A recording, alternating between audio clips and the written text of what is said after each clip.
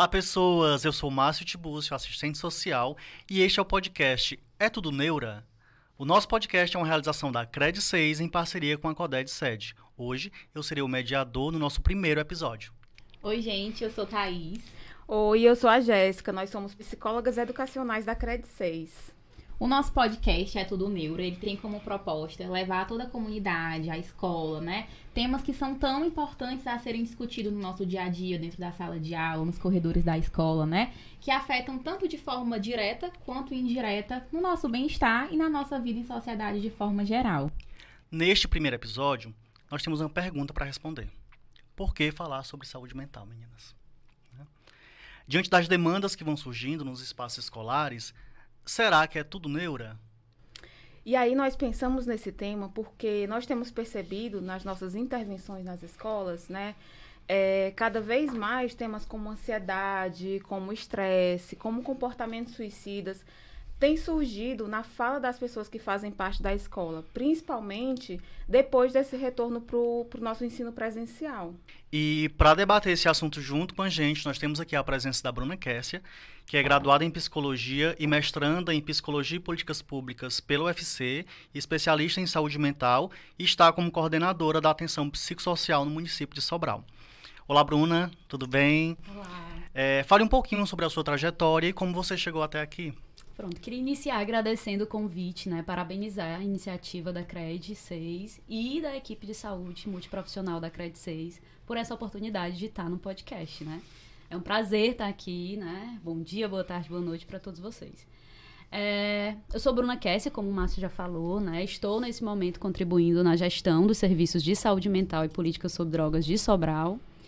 E a gente está aqui para responder essa pergunta, né? Que se realmente é tudo neura, se nesse processo que a gente tem, principalmente num período de pandemia e nesse processo que a gente iniciou desse pós-pandemia, se as pessoas estão de fato mais adoecidas, né? Se a escola está de fato acolhendo mais pessoas nesse processo de adoecimento.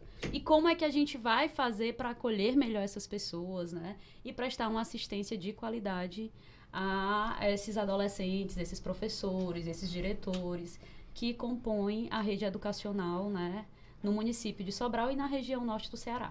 Bruna, primeiro eu gostaria de agradecer por ter aceitado o nosso convite, né, e estar aqui junto conosco na nossa estreia do nosso primeiro episódio.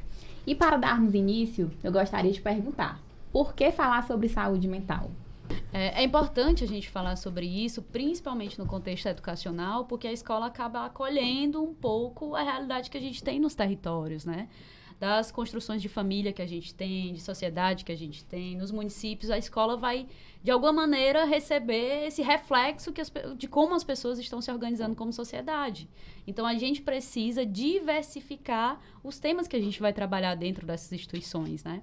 Então, assim como a gente dá uma importância, junto com o programa Saúde na Escola, à saúde bucal, à saúde sexual e reprodutiva, a gente também tem que dialogar sobre saúde mental. Porque falar sobre saúde mental não é falar sobre o atendimento psicológico, sobre o diagnóstico do atendimento psiquiátrico. Isso é um feitiço, né? Uma construção que ela é histórica, veio desse processo, né, que a gente está hoje, do capitalismo, do neoliberalismo, de alguma maneira, e que a gente meio que tem um mercado de saúde e acha que, tendo uma demanda, uma determinada categoria profissional vai suprir a necessidade, né, daquele sofrimento ou daquelas questões relacionadas ao uso de substância que aquele sujeito vai trazer. E não, a gente vai dialogar no decorrer desse podcast que isso é muito mais complexo, né? E isso é uma construção histórica. Então, a gente precisa falar sobre isso, porque dentro da escola a gente não fala sobre a história do Brasil, as revoluções, a gente fala sobre fórmulas matemáticas, a gente fala sobre regras gramaticais, e para constituir essas pessoas como sujeitos críticos, né, de uma sociedade, a gente precisa dialogar também como foi que esses diagnósticos surgiram, por que é que a gente, às vezes, não conseguiu avançar ainda mais nessas questões da reforma psiquiátrica, quem são esses sujeitos que são acometidos por essas questões relacionadas à política sobre drogas, ao sofrimento mental, porque eles têm localização, eles têm cor, eles têm um histórico, muitas vezes, de vulnerabilidade, né? E a gente precisa dialogar sobre isso, sobre esses acessos. Inclusive, acho que é até importante a gente contextualizar um pouco, né? Porque hoje na CRED 6, a maioria das nossas escolas, elas já funcionam em tempo integral, né? E aí a escola geralmente é o espaço onde esses alunos eles passam a maior parte do tempo deles, né? Muitas vezes eles têm mais momentos de convivência, de diálogo na escola, né, do que na convivência familiar. E aí eu acho que é importante a gente contextualizar, porque hoje na CRED 6, a maioria das nossas escolas elas já funcionam em tempo integral, né? Então, geralmente, a escola é o espaço onde esse aluno, ele passa a maior parte do tempo dele. Às vezes, eles têm mais espaços de convivência, de diálogo na escola, né, do que no convívio familiar. É importante, Jéssica, assim, até, de alguma maneira, complementa a pergunta que a Thaís tinha feito anteriormente, né? A gente precisa conversar sobre isso, porque são temas que vão surgir dentro da escola, né? E aí, como eu falei, né, saúde mental não vai ser só essa questão do diagnóstico, não vai ser só essa questão do sofrimento, não vai ser sobre essa questão apenas do uso de substância. A gente vai falar de outros contextos, né? Do acesso dessas pessoas, porque é diferente uma pessoa que faz uso de substância em um determinado território e são tiradas dela todas as possibilidades de condição de cidadania do que uma pessoa que faz uso dentro do centro da cidade. E, ok, consegue lidar com aquele uso. Então, tem toda essa diferença. E aí a gente vai ter que dialogar muito dentro das escolas sobre isso, que quando a gente fala de saúde mental, a gente também fala em questões relacionadas ao uso de substâncias, né? E isso é uma problemática que vem surgindo dentro da escola. Como é que vamos lidar com isso, né? Dentro das instituições. E muitas vezes a gente passa a lidar num caráter muito punitivista. Ah, aquela pessoa fez uso dentro da escola, então vai ser suspenso. Você tira toda aquela condição de vínculo com aquele adolescente. Você tira a possibilidade de construir um outro sentido daquele uso junto àquele adolescente. Então, nesse momento que a gente consegue visualizar uma situação dessa dentro da escola, é nesse momento que a gente precisa, de alguma maneira, se aproximar daquela pessoa e tentar vincular. Porque se você for ver, existe todo um contexto ali para estar influenciando aquele uso problemático, aquela questão de sofrimento. Então, é primordial, né, a gente estar sensibilizado para identificar esses processos de adoecimento ou esses processos que fogem, né, ali à rotina dentro da escola.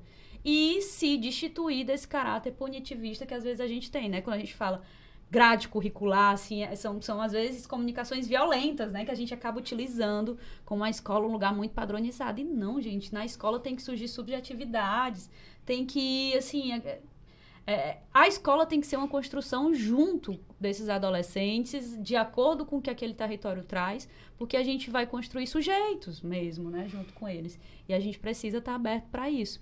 Existe uma série de desafios, né, a gente sabe disso no dia a dia, né, mas a gente precisa trabalhar com esse olhar, né, que a gente caminhe para que possa possibilitar essas condições. É verdade, Bruna, e a gente pode perceber, né, que as escolas têm buscado trabalhar essas mudanças, né, de não ser apenas aquele espaço que trabalha apenas o lado pedagógico, mas também desenvolver, por exemplo, as competências socioemocionais, né, porque demandas como essas realmente vão surgir, principalmente os nossos alunos estando agora em um momento integral, né, onde eles passam manhã e tarde dentro dessa instituição. Isso, né, gente?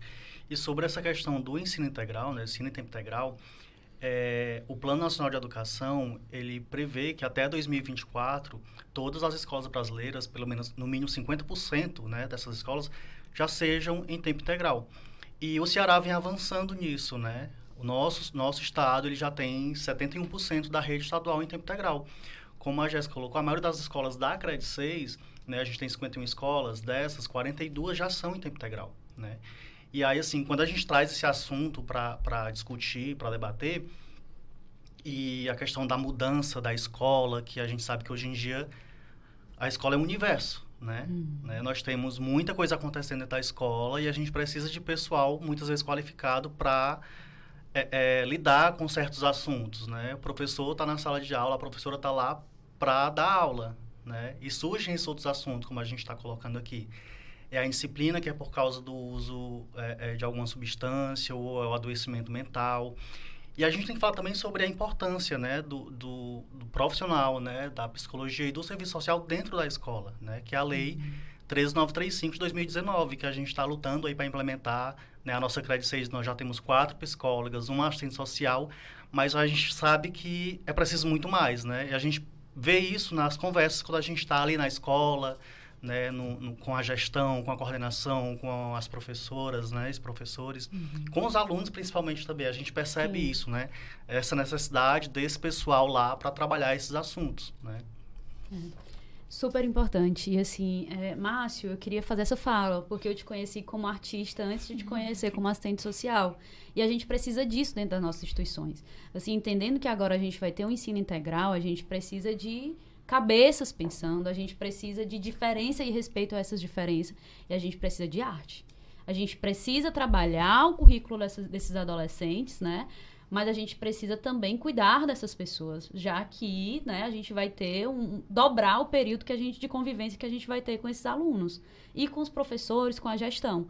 Então, que o Estado e a Cred, que sempre é muito progressista e está à frente dessas iniciativas, possa possibilitar realmente momentos de arte, cultura, lazer, esporte, porque isso vai constituir as pessoas como sujeito.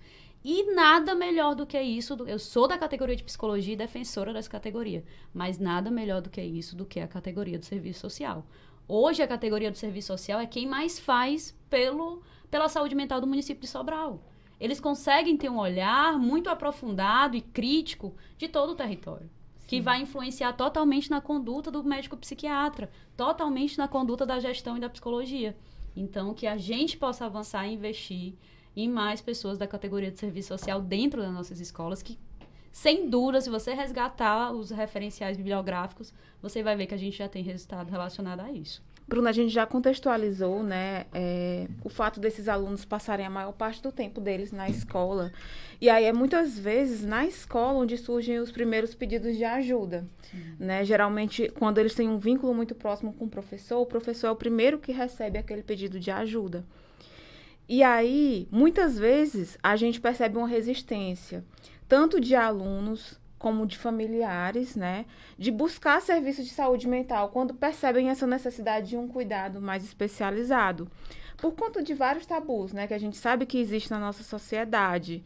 E aí eu acho que seria legal a gente contextualizar um pouco para os nossos ouvintes como é que esses estigmas, eles foram criados, eles foram reforçados ao longo do tempo. Pois é, porque afinal, gente, o serviço de saúde mental é coisa de doido? Ótima pergunta, gente, vocês dois.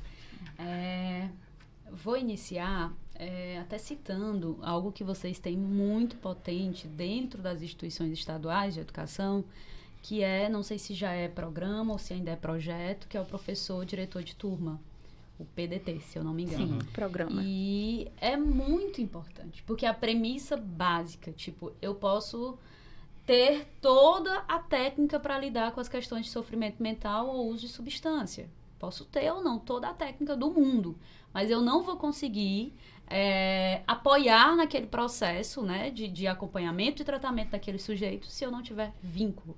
Então, vocês já fazem uma coisa que é o maior desafio dos serviços, que é justamente a construção de vínculo. Então, assim, é muito importante, a gente discutiu já várias vezes isso com o município, né? De como também ter esse programa dentro das escolas municipais e ampliar isso. Porque isso é fantástico, fantástico mesmo, assim. A gente sabe que é um desafio também para o professor, porque já tem aquela rotina de trabalho, né? Agora vai dobrar a carga horária dentro da instituição, mas que esse programa, eu acho que ajuda até a suavizar mesmo, vincular com as pessoas, estar naquela sala de aula e conseguir, de alguma maneira, circular melhor entre aqueles sujeitos. Eu acho algo muito potente mesmo. Queria parabenizar a Cred por isso, né? O Estado por isso. Outra coisa que você fala, Jéssica, é a questão do estigma, né? Quando a gente fala hoje, né, das pessoas que são os usuários da rede de saúde mental, né, e da política sobre drogas, a gente não fala hoje das pessoas apenas que usam os CAPs ou que são internadas na unidade de internação psiquiátrica do Estevão. A gente fala de uma construção histórica do que a gente entende hoje como categorização, como diagnósticos, como colocar à margem essas pessoas que se mostram diferentes desse padrão de sociedade neoliberal que a gente tem hoje. Então, quando a gente vai resgatar um pouquinho ali, quando a gente sai de sociedade feudal, né, e vai para esse modelo industrial ali, a partir do século XVIII, se eu não me engano, a gente tem que citar também sobre esses processos da Revolução Francesa, a Revolução Industrial, do Iluminismo, que foi um momento que a sociedade meio que se rebelou contra algumas coisas que estavam postas, né? Algumas regalias que determinada parcela da sociedade tinha e o resto da sociedade não tinha. Trabalhava de alguma maneira ou tinha com a agricultura, posteriormente dentro das fábricas, e não tinha a regalia que uma determinada parcela da população tinha. E aí gerou uma série de movimentos, né? E isso é muito importante, porque a partir desses movimentos se criou o que a gente chama de um pacto social, que a gente começou a lidar como sociedade com uma série de regras morais, né? Então, tudo que fugia aquela moralidade, normalidade que era posta pela sociedade, porque foi uma construção, tinha que ser punido de alguma maneira. E é a partir disso que começa a surgir os primeiros manicômios, né? Na Itália, na Espanha, posteriormente no Brasil. E aí, nesses manicômios, não se colocava mais a criança, o adolescente, o adulto que estava em sofrimento mental. Não, era a mulher que, de alguma maneira, pediu o divórcio, que é algo totalmente, né, não tolerado para a época. Uma pessoa que era contra a política que era posta na época, né? Então, uma pessoa que tinha um comportamento... Pessoas negras, não tem como falar de manicômio sem falar dos grandes presídios, das instituições totais, porque a maioria dessas pessoas eram pessoas, né, que há muito tempo estavam privados de qualquer tipo de direito. E aí é nesse período, nesse movimento, que a gente vai começar a falar sobre os direitos humanos, né? E quais são os direitos dessas pessoas, para depois o movimento de efetivar o que se falava, né? Esses documentos que citavam sobre os direitos humanos, né? Que aí no Brasil a gente vai ter a primeira vez falando sobre isso com a lei da reforma psiquiátrica lá em 2001, que é a lei 10.216, que é a primeira vez que vai falar sobre os direitos, né, das pessoas usuárias da saúde mental e da política sobre drogas, das crianças, dos adolescentes, dos adultos, dos idosos, das mulheres, dos negros, da população LGBTQIAP+. Então, assim, aí a gente pega, né, eu vou demorar um pouco nisso porque é importante, a gente pega um pouco desses movimentos, né, do século XVIII, do século XIX, e aí a gente tem, ali mais ou menos em 1910, a primeira vez que a gente vai conceitualizar o que se chama de loucura, que é Pinel. Ele vai falar que o louco é o alienado.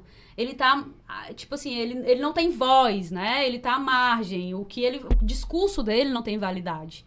E aí a gente começa com... Por isso que as pessoas hoje têm algumas têm ainda um certo receio de acessar o serviço de saúde mental. Porque quando ela diz que está sendo usuária do CAPS, por muito tempo, foi dito, então o discurso dela não vai ser válido aqui no trabalho, não vai ser válido aqui na família, ela está em tratamento, ela usa uma medicação tarja preta.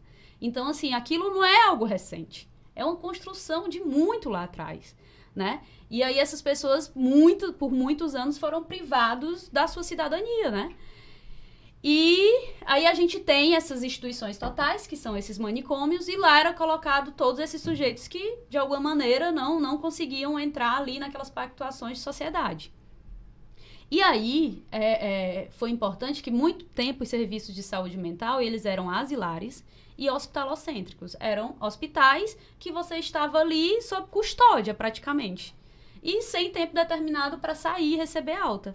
Então, por muitas vezes foi dito, então aquela pessoa que está no processo de adoecimento, ela não vai ter como se recuperar. Pode ser que ela fique ali a vida inteira, né? E aí a gente acha que um paciente que está fazendo uso de um serviço de saúde mental, ele não vai estabilizar e vai ter que precisar do CAPS por ad eterno, né? E não é assim, né? A situação de crise, né, de sofrimento, ela é mútua. Porque a gente é uma sociedade em movimento, né? E, assim, a gente passa por um processo de luto, muitas vezes, né? Eu já vejo muito se repetir, alguém que está num processo de luto vai para a escola, um exemplo, né? E ali, aquele adolescente tem chorado muito, ele perdeu a mãe e tal. Vamos mandar para o CSF geral, encaminhamento para o CAPS infantil. Mas, gente, o que é que o CAPS infantil vai fazer para apagar o luto daquela pessoa? Ele tem que, de alguma maneira, passar por aquilo para elaborar e ressignificar aquilo. Hoje a gente está numa sociedade do imediatismo que não é mais possível sofrer. Uhum. E o sofrimento faz parte da constituição da gente como ser humano. Por mais que seja ruim momentaneamente, é algo que nos vai construir como sujeitos e a lidar com isso lá na frente. Então a gente precisa não colocar nas nossas cabeças que a gente precisa estar resolvendo as coisas a todo momento, que as coisas precisam estar padronizadas. Não. As coisas precisam surgir. A gente tem que dar espaço para o inconsciente surgir mesmo, né? Que aquele aluno que não vai tão bem na matemática, mas ele escreve poesia de uma forma fantástica. Então, nesse turno a mais que a gente vai ter à tarde, por que não fazer um grupo de poesia e ele ficar à frente disso? Vai dar um protagonismo para ele e ainda vai ajudar nesse processo de dificuldade de aprendizagem da matemática, porque ele vai estar mais autoconfiante, porque ele consegue ajudar o outro e vai conseguir internalizar melhor aquela disciplina. Então, não existe um protocolo para o cuidado em saúde mental para todo mundo. E por que não? Porque não existe? Por que vocês não fazem? Porque não é para existir. Cada sujeito é único, ele traz uma história de vida, ele traz uma situação de sofrimento, a dor é diferente. Pode ser que a dor da pessoa que perdeu a mãe, assim, é inominável essa dor. Mas pode ser que ele consiga elaborar de alguma maneira e tenha apoios diferentes do que a pessoa ali que perdeu o seu gato. E era o seu único referência de afeto. Então, vai ser mútuo. E a gente só vai conseguir diferenciar isso a partir da escuta e do vínculo. Então, né, a gente precisa intensificar esses processos de vínculo e escuta para que essas subjetividades possam surgir.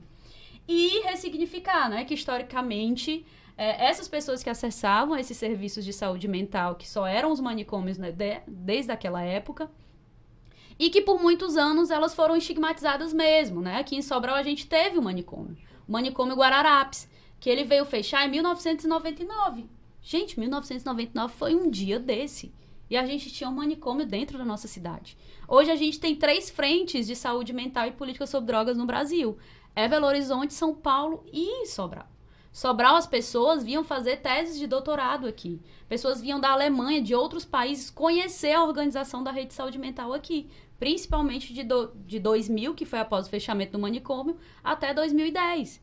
Então, assim, essa rede é referência. A gente precisa avançar muito, mas ela é referência. Por quê? Porque ela tem uma pegada, ela tenta trabalhar na perspectiva da atenção psicossocial. Então, a gente não quer superlotar a CAPS, porque a gente vai estar retomando essa lógica manicomial. Se todo mundo que a gente identificar um certo sofrimento, a gente for encaminhar para o CAPS infantil e para o CAPS Damião Ximenes, para o CAPS AD, a gente só mudou os muros do manicômio que a gente tinha anteriormente. A gente tem que ter essas pessoas dentro da escola, acessando o posto de saúde, Tá, gente, mas eu não tenho como lidar com esse sofrimento todo dentro da escola. Mas o que é possível na escola? O que é possível no território? O que é possível dentro do posto de saúde? É importante o psiquiatra avaliar quando houver necessidade, mas é importante alguém que está no território, se ele confia no conhecimento de uma rezadeira. Então se é importante para você acessar a rezadeira, é importante, vá lá. Vai contribuir no seu processo, né, de estabilização.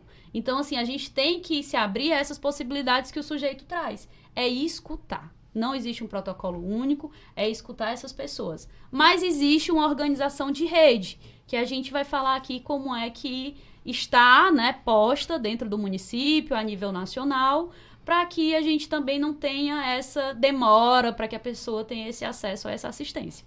Mas, independente do diagnóstico ou da demanda que surja, todos os espaços é possível fazer algo. Porque a gente tem que trabalhar da não lógica do encaminhamento. Porque, identifiquei, não, é coisa da saúde mental, vá amando. Pronto. Não, é coisa da escola, vá amando. Se for assim, a gente não vai cuidar. A gente não está cuidando desses adolescentes, né? E desses professores, dessas pessoas. Bruna, e isso remete muito aqui o que acontece de fato na escola, né, Jéssica? Na CRED, como já foi mencionado, somos 4 psicólogas, né? Eu, a Jéssica, a Bruna e a Virna. E o Márcio, nosso assistente social, e a gente vivencia muito isso até do próprio autodiagnóstico, né? Então, muitas vezes, quando a gente vai fazer uma escuta com um aluno, eles já trazem um diagnóstico, eu tenho crise de ansiedade, e quando a gente começa a questionar, mas o que está acontecendo, né? Às vezes é um luto que está acontecendo e que é preciso sentir, né? Então, não tem como a gente conseguir pular essas etapas da nossa vida, não tem como a gente ter esse imediatismo em situações que acontecem e que a gente vivencia, né? Então, Bruna, é importante, né, essa sensibilização mesmo, para a gente conseguir amenizar esses preconceitos, esses tabus que ainda existem em relação ao cuidado com a saúde mental, né?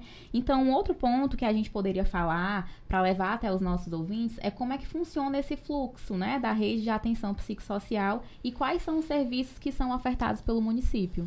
Pronto, Thaís, boa pergunta. como eu falei, mas é importante reforçar, anteriormente, né, antes, até 1999, a única referência era internação hospitalar nesses manicômios psiquiátricos. Era a forma de, entre aspas, cuidado em saúde mental e questões relacionadas ao uso de substâncias. Hoje, essa lógica foi mudando, né? E mudando por conta de uma série de movimentações dos profissionais e dos usuários da rede de saúde mental, por conta dessa série de violências que aconteciam nessas instituições.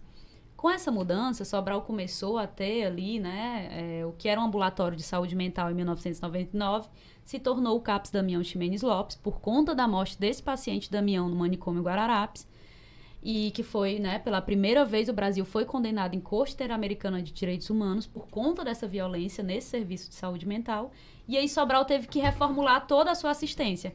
Então, Sobral precisou desse fato trágico, né, infeliz, para que pudesse se reorganizar.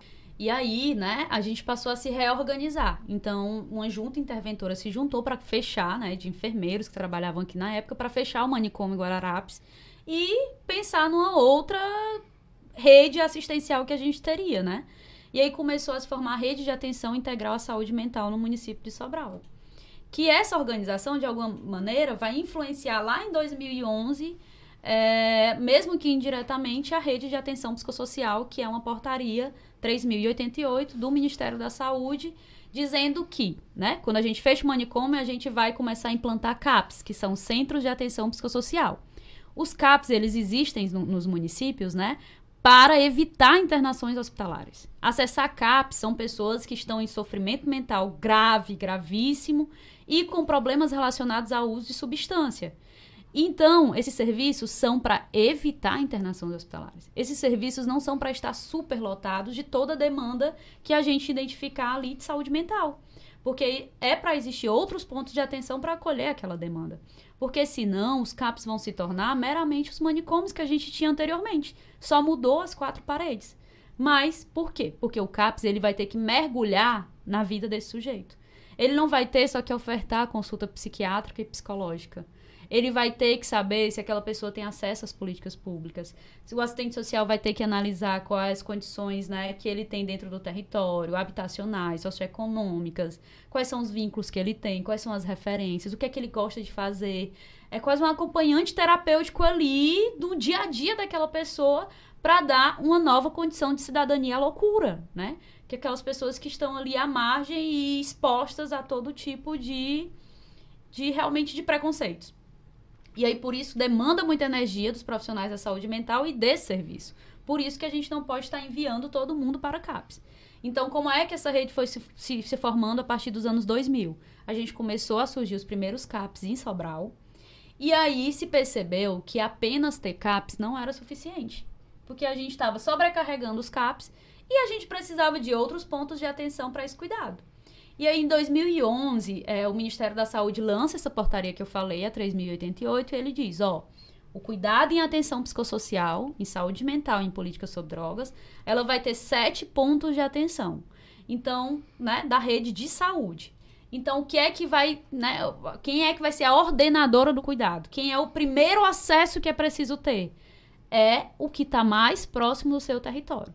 Então, se você tem uma situação ali no Ribeiro Ramos, que o Ribeiro Ramos, né, vale a pena citar, é uma escola fantástica. Tem uma diretora chamada Sandra Chaves, que ela não forma apenas alunos, ela forma cidadãos, assim mesmo, politizados, ela e o esposo dela, Antônio Luiz, e outros professores que tem lá. Todo o meu respeito e admiração por essa escola e por essas pessoas.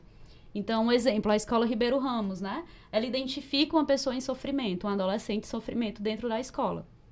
Que existe um risco, né? O professor diretor de turma identificou aquela pessoa ali chorando diversas vezes dentro do ambiente da escola. O que é que ele vai fazer? Gente, o que é que está mais próximo a mim? Não é o posto de saúde? Então, você tem 2 escolhas. Tem o posto de saúde da casa do adolescente, ou pela territorialização, você tem também o posto de saúde de referência da escola. São as 2 pessoas, assim, duas unidades mais próximas daquele sujeito. Porque aí, quando você manda para o CAPS, você não está respeitando a política da territorialização. O CAPS ele não vai conhecer a fundo como o agente comunitário de saúde conhece aquela família.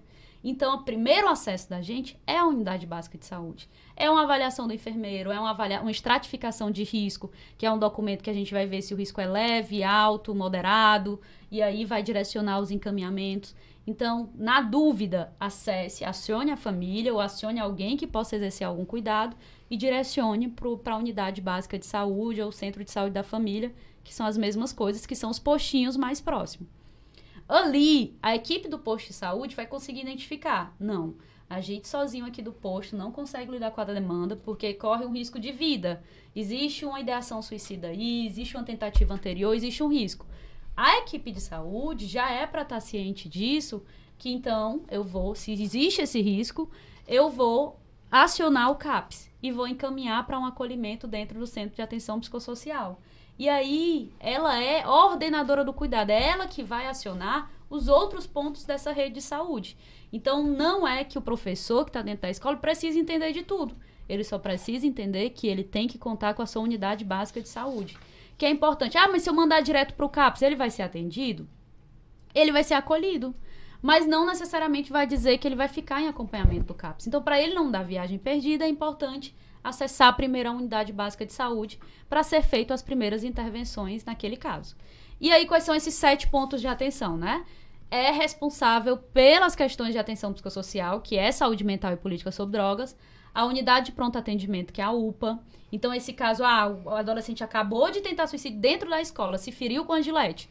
É urgência. Então, acionar a SAMU, caminhar para a UPA. Nem o posto, nem o CAPS consegue intervir agora, porque ele vai precisar de uma estabilização momentânea para evitar os riscos. Episódios de crise de ansiedade, Bruna. A UPA também atende esse público, porque é algo que a gente vê com muita frequência nas escolas. Pronto. A gente tem que ver também, Jéssica, o que é que a gente está chamando ali por ansiedade. Uhum. Às vezes a gente recebe um encaminhamento, né? Crise de ansiedade, pensamentos suicidas, mas quanto mais a gente individualizar cada demanda, é melhor para quem está recebendo. Ótimo. O que é que você está chamando de crise de ansiedade? Ah, não, eu tô com falta de ar e tal, e tal. Ah, tá, você tem histórico de asma, de alguma doença respiratória? Aconteceu alguma coisa na sua rotina hoje? Tudo isso para a gente não patologizar tudo e acabar comprando diagnósticos que nem é da educação, nem é da psicologia, nem do serviço social, são diagnósticos psiquiátricos e a gente trabalha além disso. É colocar a doença e o diagnóstico entre parênteses e enxergar o sujeito. Então, aquela pessoa passou por uma situação de conflito hoje, está numa situação de risco, é muito mais compreensível para um profissional que vai receber do que se a gente colocar está numa crise de ansiedade, que é muito generalista. Então, isso é muito importante, né? Mas se ele estiver numa situação de sofrimento, falta de ar, sudorese, não conseguindo se reorganizar ali no ambiente escolar, e é interessante, quando é que eu identifico que está em crise? Quando ele coloca a si ou a terceiros em risco. Tem um risco para si ou terceiros? Então, tá numa situação de crise, vamos acionar o SAMU, vamos acionar a UPA. Se não tem ali algo, né, exposto, vamos acionar o CAPS também, levar para o acolhimento do CAPS. Se não tem essa situação de risco, é possível eu ver uma possibilidade ali com a família, com alguém do território, de fazer uma vigilância, tem alguma pactuação ali, vamos lidar com a pactuação. Então, assim, é importante isso, que cada setor tente as suas possibilidades ali no momento. Ótimo. Bruno, e aí, desculpa, só para terminar esses 7 pontos bem rápidos de atenção, né? A gente tem que vai acolher toda a situação, né? E que está mais próximo das escolas, que é a Unidade Básica de Saúde, o Centro de Saúde da Família. E aí o Centro de Saúde da Família conta com o Programa Saúde na Escola, NASF, conta com a Academia da Saúde em alguns municípios, outros não, mas tem outras estratégias. E tem também, né, os centros de atenção psicossocial como outro ponto de atenção, tem a UPA e o SAMU como essa atenção de urgência e emergência, tem a unidade de internação psiquiátrica do Hospital Dr. Estevão, que são 20 leitos para as situações de crise. Mas, gente, internação hospitalar não é o ideal para criança e adolescente. Internação hospitalar não cura ninguém. Alivia a família e o profissional de referência que encaminhou, mas não tem como estabilizar ninguém privando ela de liberdade. Então, mas é um ponto de atenção que a gente tem, a unidade de internação psiquiátrica.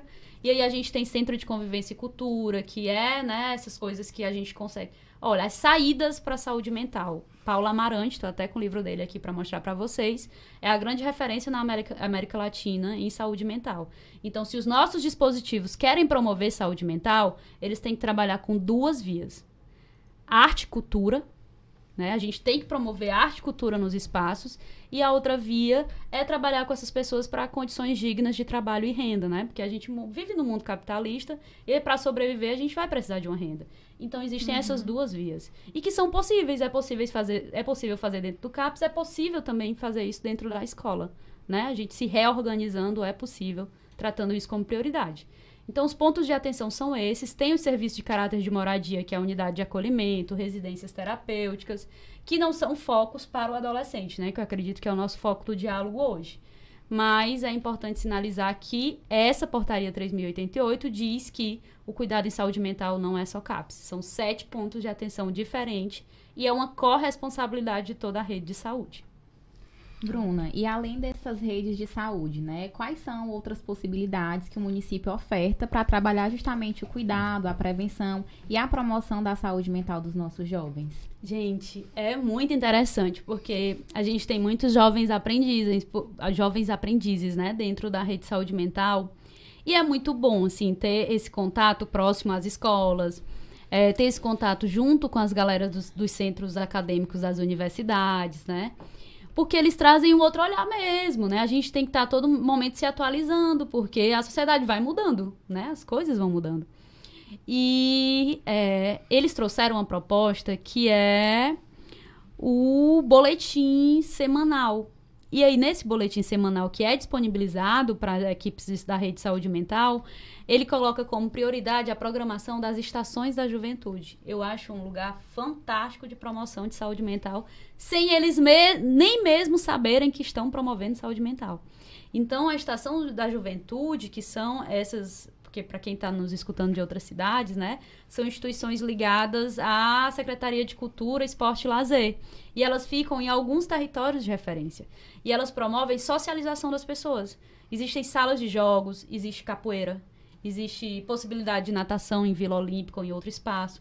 Gente, isso é muito importante. Porque quando a gente fala de saúde mental, a gente não fala só do cérebro, do adoecimento, né? A gente fala do corpo inteiro. Tem questões relacionadas que tem muito na escola, muito. Automutilação. A automutilação, né? Muitas vezes, se você for resgatar novamente as referências bibliográficas, nem sempre é com ideação de morte. São questões relacionadas às cobranças do padrão de corpo das pessoas. São questões relacionadas a um sofrimento que não é possível ainda ter um espaço para expressar na fala sobre isso, e a pessoa expressa no corpo. Então, trabalhar o movimento, trabalhar o corpo, desconstruir padrão, é isso que você vai estar ajudando essas crianças que estão se mutilando e adolescentes dentro das escolas. Não é psiquiatrizando essas pessoas, colocando medicação e diagnóstico em cima delas. Muitas vezes o diagnóstico é uma sentença para aquela pessoa que tem uma possibilidade inteira na vida de ressignificar aquele processo de sofrimento.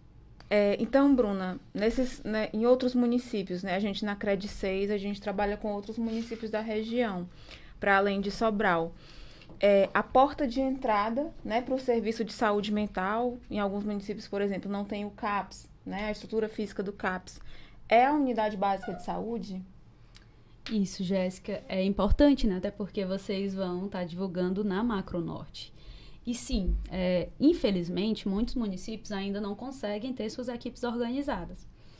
E, infelizmente, também, né, muitos municípios têm um centro de atenção psicossocial CAPS, mas que ele se distanciou sobre o que preconiza, de fato, um CAPS. Uhum. E aí a gente teve um processo, né, recentemente, um período antidemocrático, que a gente não tinha uma participação na construção dessa política de saúde mental. E aí foi muito recentemente que a gente voltou à retomada das conferências. E, gente, eu sei que parece um pouco distante da rede educacional, né? Mas é importante sinalizar que a construção do Sistema Único de Saúde, que é um sistema que é referência no mundo inteiro, que a gente tem aqui, se a gente acha que já é difícil, é muito mais difícil nos outros lugares. O que a gente tem aqui é algo, assim, visionário mesmo, que a gente trabalha a promoção e a prevenção dentro do território. E aí, na construção desse SUS, tinha lá um dos preceitos básicos, a participação social. Então, a gente tem que consultar o povo para a gente se organizar de acordo com a necessidade do povo. E a gente perdeu isso por muito tempo. Então, a construção das políticas de saúde mental, que muitas vezes foi feita para os mais vulnerabilizados, era uma construção construída de quem nem acessava o SUS e não sabia da necessidade dessas pessoas. E aí foi importante resgatar, porque há 10 anos a gente não tinha uma conferência de saúde mental. E muitos municípios da macro-região norte, como Meruoca e outros lugares, era a primeira conferência de saúde mental que eles foram ter.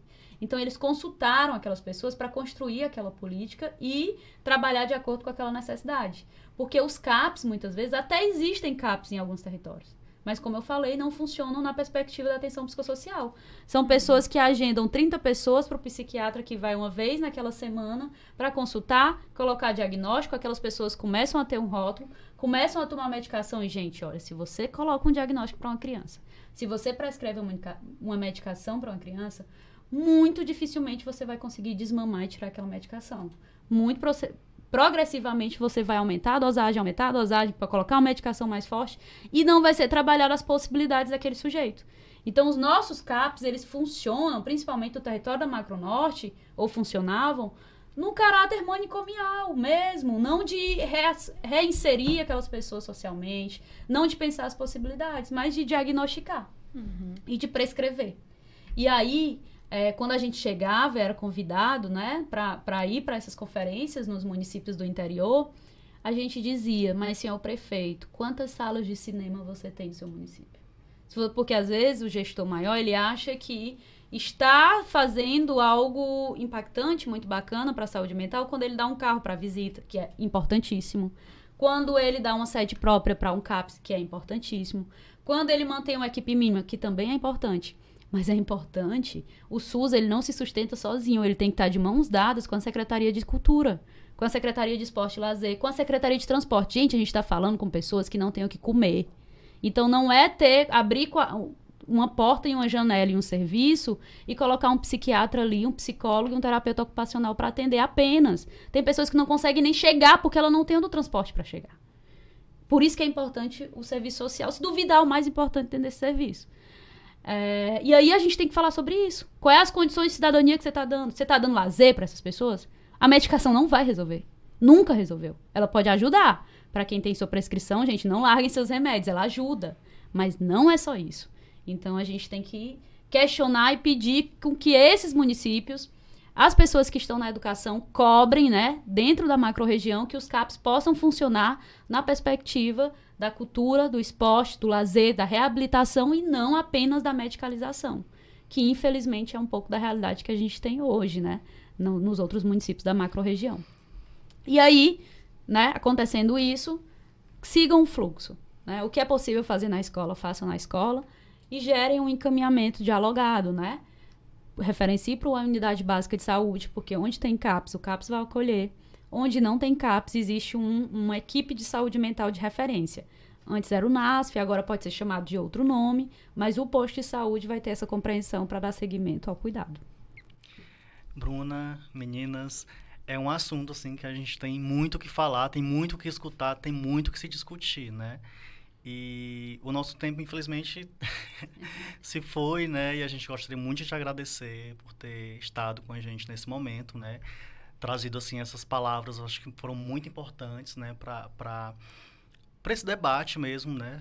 Nas escolas, na comunidade escolar e para todo mundo, né? E é isso, né? Agradecer, né? E que a gente espera que você esteja com a gente também em outros momentos, né? Se sinta convidada, se quiser trazer algum tema também para a gente discutir no nosso podcast, fique à vontade, viu? Obrigada, Márcio. Eu queria divulgar um pouco, né? A gente também tem um podcast que a frente é tomado pelos usuários da Rede Saúde Mental e alguns profissionais. A gente tem a Veltana, Mesquita, de Assis, Renato, Alisson, vários outros nomes, Dimas, Claudine, Eliandra, Aristides. Muitas pessoas que contribuem, né, para a construção desses movimentos que a gente tem hoje na Rede Saúde Mental de Sobral. E existe esse podcast, sigam, é @loucura-se, tudo junto. Tem também o @Saúde Mental Sobral. E tem o @Museu do Inconsciente. Então, assim, são espaços importantes para vocês estarem acompanhando quais são esses movimentos que estão tendo no município. A gente saiu recentemente, agora em maio, né, da Semana da Luta Antimanicomial, que foi um momento muito bonito, assim, muito impactante, um momento ético, político, social, assim, importantíssimo, né, para a região. E aí, eu lembro que é importante frisar, né, que mais ou menos em 2021, num dos movimentos, quando a gente, nesse processo de cogestão, estava discutindo como fazer os movimentos da luta antimanicomial em Sobral, a gente foi dada a proposta de que teria um dia que todo mundo ia fechar os CAPs e assistir o pôr do sol na margem esquerda. E aquilo foi assim, meu Deus, o que vai ser das pessoas que estão em sofrimento mental grave? Como é que vai ficar a UPA? Como é que vai funcionar os 38 CSFs? Como é que vai funcionar os pacientes que vão sair de alta da psiquiatria do Estevão se o CAPS não vai estar aberto? Gente, vai funcionar. Calma. E, gente, o CAPS parou para assistir o pôr do sol. E tá parando todos os anos para assistir o pôr do sol a partir das 3 horas da tarde, lá na margem esquerda, e ninguém morreu. Pelo contrário, a gente teve poesia, a gente teve música, a gente teve arte e cultura, a gente teve sujeitos sendo reinseridos na sociedade. E é essa saúde mental que a gente quer. É teatro dentro do CAPS, é dinheiro e financiamento para que a gente possa promover ainda mais ações assim antimanicomiais. E é isso que a gente tem que fazer dentro da escola. É isso que a gente precisa fazer nas outras instituições. Porque a gente precisa, novamente, resgatar a diferença e a subjetividade das pessoas. Porque a partir do momento que a gente padroniza tudo, a gente vai apagando esses sujeitos. E vai gerando adoecimento. Eles vão encontrando saídas em um uso problemático de substância. Vão encontrando saídas numa automutilação com o próprio corpo. Porque não consegue se aceitar. Porque não tem espaço para se colocar ali dentro daquela instituição. E eu acredito muito no que vocês vêm fazendo em Sobral. Parabenizo essa equipe que tem um contato muito próximo com a gente. É uma parceria e é uma excelente iniciativa. Obrigada pelo convite. Bom, gente, eu queria mais uma vez agradecer a Bruna, né, que é tão maravilhosa e não é à toa que foi a escolhida para o nosso primeiro episódio, Bruna. Suas palavras são sempre muito pertinentes, né, então a cada vez que a gente te escuta é realmente um aprendizado, né. Então, muito obrigada pela parceria de sempre. Obrigada, Bruna. Obrigada quem ouviu a gente até aqui, né? E aí eu queria que vocês seguissem a gente nas nossas redes sociais, né? @cred06 no Instagram e o @sedceará no Instagram e no YouTube também, né? Até o próximo episódio.